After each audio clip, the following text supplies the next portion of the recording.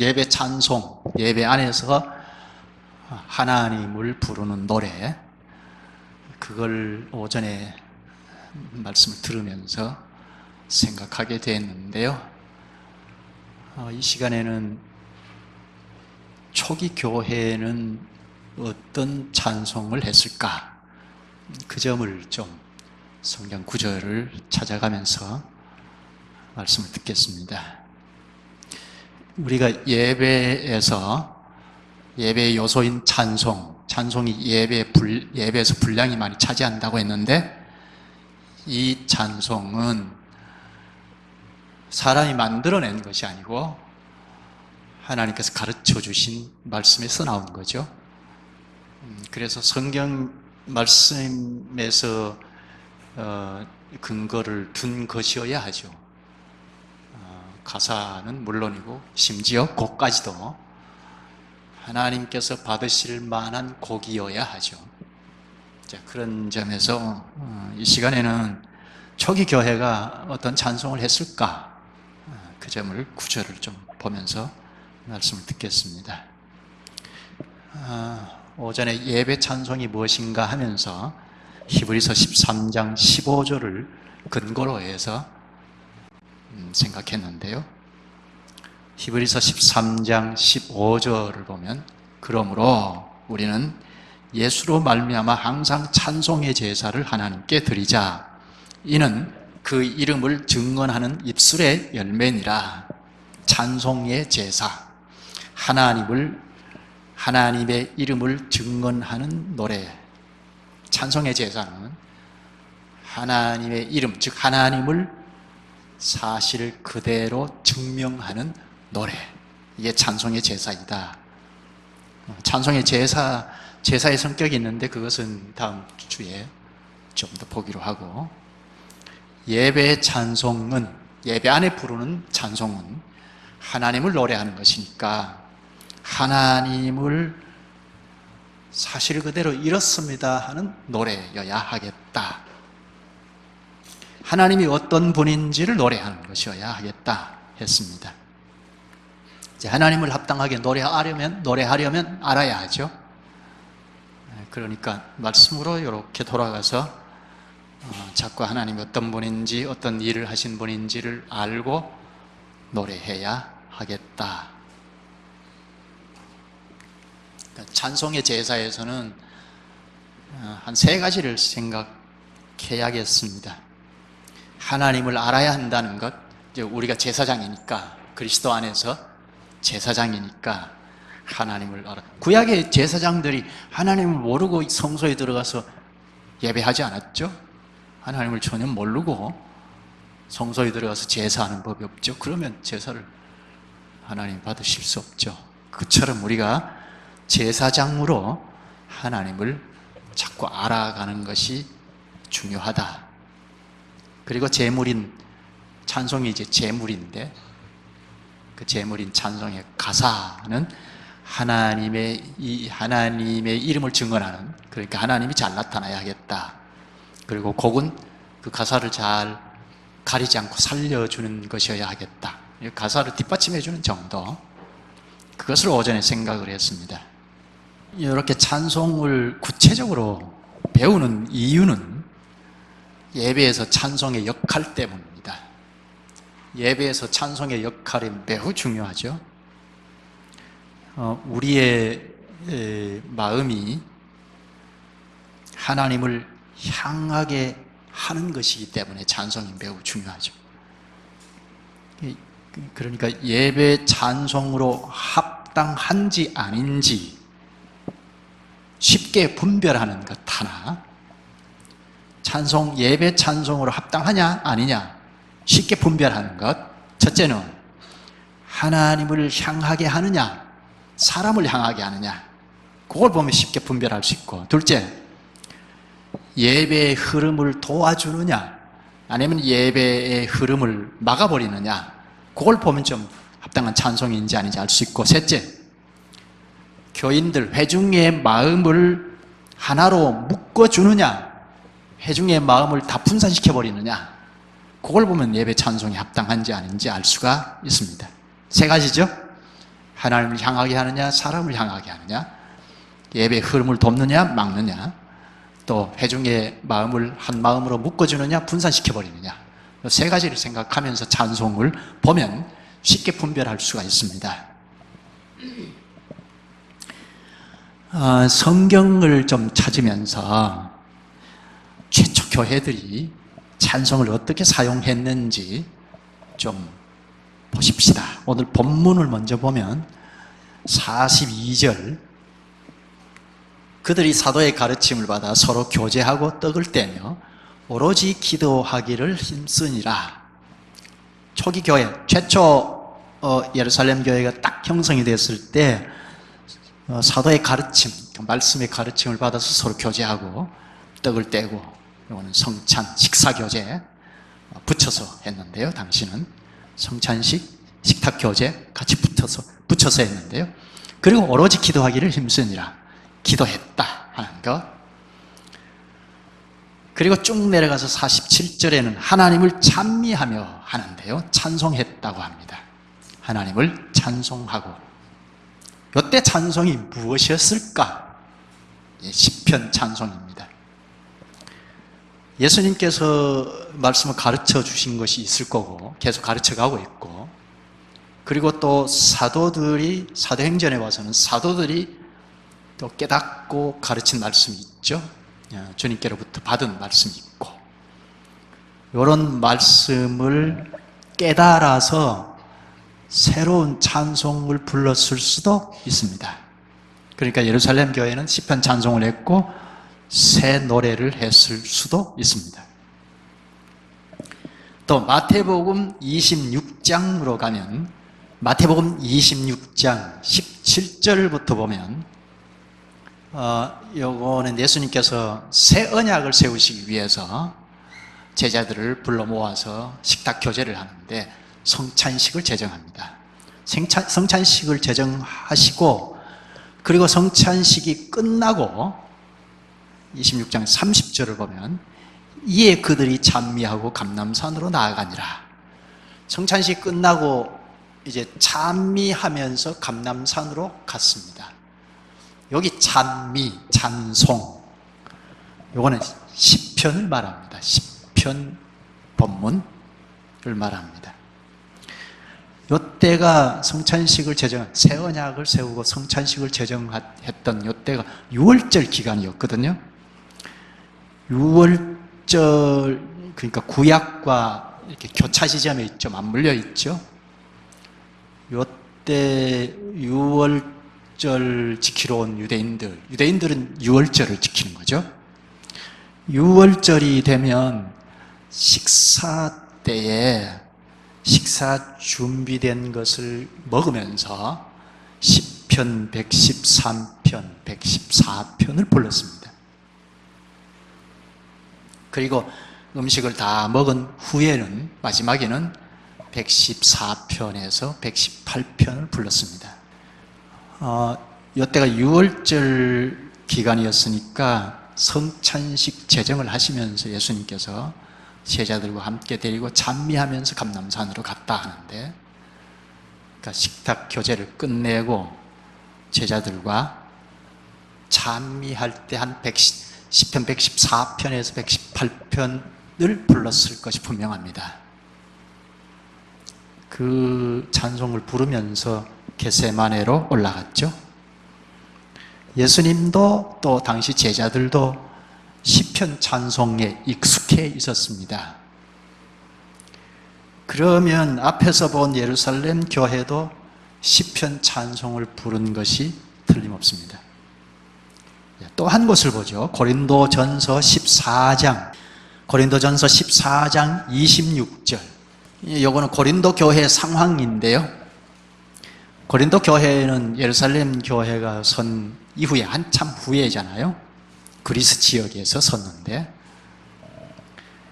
14장 26절을 보면 그런즉 형제들아 어찌할까, 너희가 모일 때에 각각 찬송 시도 있으며 가르치는 말씀도 있으며 계시도 있으며 방언도 있으며 통역함도 있나니 모든 것을 덕을 세우기 위하여 하라. 지금 고린도 교회가 시끌시끌한데요. 이게 교회일까 싶을 정도로 매우 시끄러운데 이 말씀을 합니다. 함께 모일 때 찬송하는 사람도 있다. 말씀을 가르치는 사람도 있다. 모든 것을 교회의 덕을 세우기 위하여 하라 합니다. 여기 찬송하는 사람도 있다. 찬송, 요거는 시편을 가지고 있다는 겁니다. 시편 찬송이죠. 고린도 교회도 찬송을, 시편 찬송을 불렀을 것이 틀림없습니다. 예루살렘 교회보다 한참 뒤에 선 교회인데, 이방 지역이죠. 그리스 지역에 선 교회인데도 시편 찬송을 했습니다. 또 한 곳을 보죠. 골로새서 3장 16절. 이 골로새 교회는 소아시아 지역, 지금 터키 지역의 선 교회이죠. 고린도 교회와도 멀리 떨어져 있습니다. 3장 16절. 그리스도의 말씀이 너희 속에 풍성히 거하여 모든 지혜로 피차 가르치며 권면하고 시와 찬송과 신령한 노래를 부르며 감사하는 마음으로 하나님을 찬양하고, 여기 시와 찬송과 신령한 노래를 부르며 하죠. 요거는 에베소서 5장 19절에도 똑같은 말씀을 합니다. 시와 찬송과 신령한 노래를 부르며. 여기 시, 신약의 부살모스라는 단어를 한 7차례 썼는데요. 7차례 정도. 요거는 시편을 말합니다. 시편, 그리고 찬송. 시편과 찬송. 찬송은 요거 영광송입니다.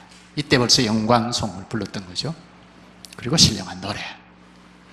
그러니까 골로새 교회도 고린도 교회와 같이, 그리고 에베소 교회도 고린도 교회와 같이 시편 찬송에 친숙했습니다. 이렇게 보면 사도시대 때 교회는 다 시편 찬송에 친숙해 있었다 할 수 있죠. 사도시대 교회가 시편을 친숙하게 불렀는데요. 그 이유가 무엇일까요? 그건 당시의 성경 말씀은 구약 성경뿐이었죠. 신약 성경은 기록해 나가고 있었고, 구약 성경의 찬송은 시편이었기 때문에 아주 친숙하게 불렀던 겁니다. 하나님의 말씀을 노래하는 게 가장 적합한 찬송이죠. 근데 구약 성경의 찬송이 바로 시편이기 때문에 시편 찬송을 노래하는 것이 자연스러웠습니다. 하나님의 말씀이 아닌 노래는 예배 찬송으로 합당하지 않죠. 성경을 몇 곳을 보았는데 요즘처럼 CCM, 복음송을 불렀다는 것은 없어요. 다 시편 찬송을 했다고 합니다. 찬송은 앞에서 말한 대로, 오전에 말한 대로 하나님을 증명하는, 하나님이 이런 분입니다 하고 증명하는 노래라고 했잖아요. 그러니까 우리 스스로는 하나님을 잘 알 수 없는데, 그래서 하나님께서 이렇다, 이런 일을 한다 하고 우리에게 말씀해 주시는, 그게 오늘 기록으로 남긴 성경이죠. 하나님이 이렇다, 이런 일을 한다 하는 것을 가르쳐 주시는, 그걸 깨닫고 노래로 표현한, 노래로 돌려드리는 거죠. 우리의 자작품을 노래하는 것이 아니고 하나님이 가르쳐 주시는 것을 다시 노래로 돌려드리면 찬송입니다. 기도로 돌려드리면 기도이죠. 그럼 중요한 것은 하나님의 말씀이죠. 예배 찬송에서 중요한 것은 하나님의 말씀이다. 찬송이 시로 되어 있으니까, 노랫말은 시잖아요. 시는 장황하지 않죠. 장황하면 시가 되죠 않죠. 그러니까 성경 말씀을 함축적으로 표현한, 시적으로 표현한 게 찬송인데, 가령 성부, 성자, 성령 하면 삼위일체 하나님을 아주 간략하게 표현하는 거죠. 그러니까 삼위 하나님께서 하신 일이 무엇인지 알고 부르면 더 합당하게 할 수 있죠. 그러니까 말씀을 잘 깨닫는다는 것이 중요하죠. 우리는 찬송을, 하나님께서 받으실 만한 찬송을 하려면 깨달은 한도 내에 살 수밖에 없죠. 찬송이 찬송다우려면 깨닫는 한도에 살 수밖에 없죠. 그러니까 깨달은 정도에서 찬송할 수밖에 없죠. 그러니까 날마다 잘 깨달아가는 노선에서 이탈되지 않고 잘 깨달아가면서 찬송하면 자꾸 발전적으로 찬송을 잘 할 수가 있죠. 깨닫지 못하고 찬송하면 그냥 노래일 뿐이지 하나님이 받으실까 싶으죠. 그래서 16세기 때에, 그러니까 중세 한 1000년간 찬송도 다 훼손시켰기 때문에 16세기 때에 개혁할 때 개혁교회가 다 시편을 부르는 것을 출발점으로 삼았습니다. 금방 개혁하고 나왔으니까 찬송할 만한 게 별로 없었거든요. 말씀을 자꾸 풍성하게 가르치고 배워본 적이 없으니까. 그래서 시편 찬송을 출발점으로 삼았습니다. 그런 점에서 우리도 시편 찬송을 부르는 것도 괜찮아요. 우리나라에도 번역해 온 게 있어서 시편 찬송이 이제 꽤 있는데 그것도 잘 분별해서 예배 때 같이 부르는 것도 괜찮습니다. 근데 하나 이제 생각할 점은 이 노래가 시로 돼 있잖아요. 음률이 있는데 높낮이가 있고 한데 번역을 하면, 시를 번역하면 음률이 틀어지는, 그대로 있지 않죠. 틀어지죠. 또 음률을 잘 살려서 시를 번역하면 시가 잘 안 맞을 수도 있죠. 그런 어려움이 있습니다. 그래서 시편을 잘 번역하는 것이 좀 필요한데요. 우리가 사용하고 있는 찬송가도 미국의 19세기 때에, 영국도 그렇고 미국의 19세기 부흥운동 때 만든 시를 번역한 것이 대부분입니다. 번역한 시를 번역한 것이니까. 그래서 곡은 그대로 왔다 하더라도 시가 잘 안 맞는 찬송이 있습니다. 그리고 말이 안 맞으니까 전혀 다른 번역도 있습니다. 달리 번역한 것도 있습니다. 우리는 수십 년간 썼으니까 이 찬송이 대부분이 또 그렇게 쓰고 있고, 그러니까 이걸 성경 다음으로 절대시하는데 실상은 그렇지 않습니다. 시를 번역했기 때문에 들어진 경우도 있고 또 말을 맞추다 보니 잘못 표현되는 게 있습니다. 이런 현실을 생각하면 우리나라 사람이 말씀을 잘 깨닫고 창작하는 것도 괜찮죠.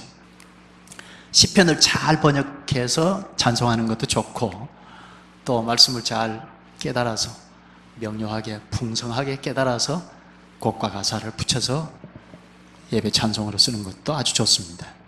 문제는 말씀을 깨닫는 것이죠. 말씀을 깨달아가는 것이 매우 좋습니다. 요즘은 CCM을 공공연하게 사용하고 있고 복음성가를 많이 사용하고 있잖아요. 그런데 이 복음성가 중에도 노랫말이 아주 좋은 것이 있습니다. 말씀에 적합하고. 그런데 곡이 문제인 경우가 많습니다. 또 곡이 합당하다 하더라도 또 하나님 말씀에 하나님을 나타내는 가사가 아닌 경우도 있고, 또 가사나 곡이 합당하다 하더라도 깨달음이 없어서 그냥 말만, 하나님이 영광입니다, 영광 받으소서 받으소서, 그 말만 하면 하나님이 찬송하는 거 아니잖아요. 자꾸 깨달아가야 하는데 깨달음은 멈춰 있고, 그러니까 자꾸 기교로만 부르는, 그래서 이상하게 교회 찬송이 음악회를 하는 분위기를 짜내는 식이 돼버린, 이런 점도 우리가 생각할 필요가 있죠. 중세 한 1000년가량 예배가 타락이 됐고 예배 안에 찬송이 훼손됐는데 이걸 실컷 개혁해 놓았는데 우리가 이런 점들을 잘 살려야 하죠. 찬송에서 아주 중요한 것은 말씀을 깨닫는 것이다. 찬송을 잘하세 해서는 곤란하고, 말씀으로 돌아가서 자꾸 깨달아가서 그러면 자연스럽게 찬송을 잘하게 되죠. 하나님의 말씀을 배우지 않고 찬송을 잘할 수는 없습니다. 하나님이 이런 분이구나, 이런 일을 하셨구나. 이렇게 깨달아가는 터 위에서 찬송해야 합당한 찬송이 됩니다. 그러니까 하나님께서 가치를 매긴다면 가령 하나님의 값에 부합해야죠. 사람도 아주 존경하는 어르신이다 하면 그 사람에게 걸맞는 절이 필요하잖아요. 마음 씀씀이도 필요하고. 그런데 뭐 친구처럼 대해버리고 하면 곤란하죠. 이 이웃집 아저씨인 줄 알고 절을 했는데 알고 보니 우리 아버지의 절친한 친구이다 하면, 그렇게 알게 되면 다음부터 다시 그때처럼 절하지 않죠. 다시 고쳐먹고 정중하게 절을 하죠. 사람과의 관계도 그런데 하나님에 대해서도 자꾸 깨달아가야 거기에 걸맞는 노래를 할 수 있겠다 하는 겁니다. 예배가 합당하지 못하면 타락하는데요, 찬송도 마찬가지입니다. 옛날에 이건 구약교회가 해왔던 행태를 보면 잘 알 수가 있죠. 형식적인 예배를 계속, 구약교회가 형식적인 예배를 계속 반복해서 하니까 하나님께서 노하셔서 하신 말씀이 있는데, 이사야서 1장에 보면 11절을 보면 여호와께서 말씀하시되 너희의 무수한 재물이 내게 무엇이 유익하뇨? 나는 수양의 번제와 살찐 짐승의 기름에 배불렀고 나는 수송아지나 어린 양이나 수염소의 피를 기뻐하지 아니하노라. 당신은 제사 지내면서 예배했으니까. 13절에는 헛된 재물을 다시 가져오지 말라. 무수한 재물이 내게 무엇이 유익하뇨? 성대한 예배를 드렸으나 헛된 예배라 합니다. 하나님의 말씀을 깨닫지 못하고 예배를 반복하면 이렇게 됩니다. 그만하라, 하지 마라. 무수한, 찬송이 제사이니까 무수한 찬송을 성대하게 불러도 하나님이 그게 뭔 유익이 있느냐? 그렇게 말하실 수 있죠. 그러니까 찬송을 합당하게 하려면 하나님의 말씀을 깨달아가는 그 터 위에서 해야겠다 하는 겁니다. 오전에 가사와 곡을 좀 보았는데요, 가사는 하나님을 잘 나타내는 것이어야 하고 곡은 그 가사를 받쳐주는 정도여야 하겠다 했죠.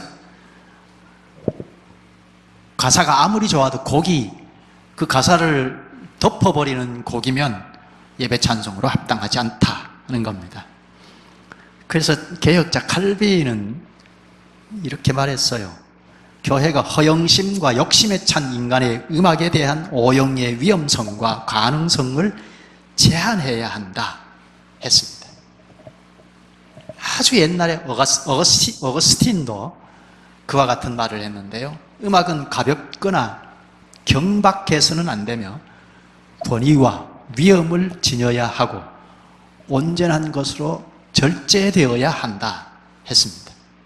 그러니까 우리가 감정의 동물이니까 감정을 막 앞세우기 쉽기 때문에 이렇게 온전한 것으로 절제되어야 한다 했습니다.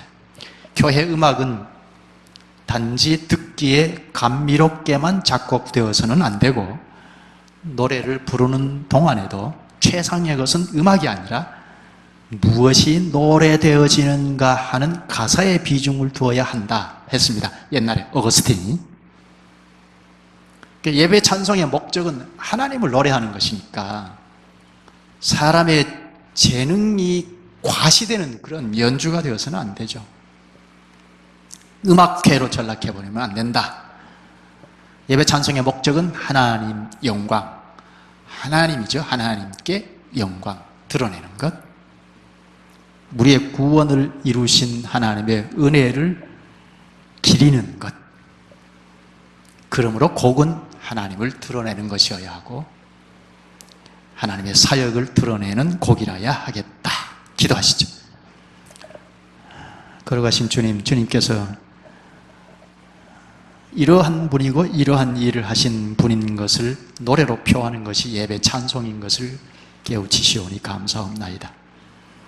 저희가 늘 말씀을 가까이 하여 깨달으면서 그에 부합하게 노래하는 저희들이 되기를 원하옵나이다.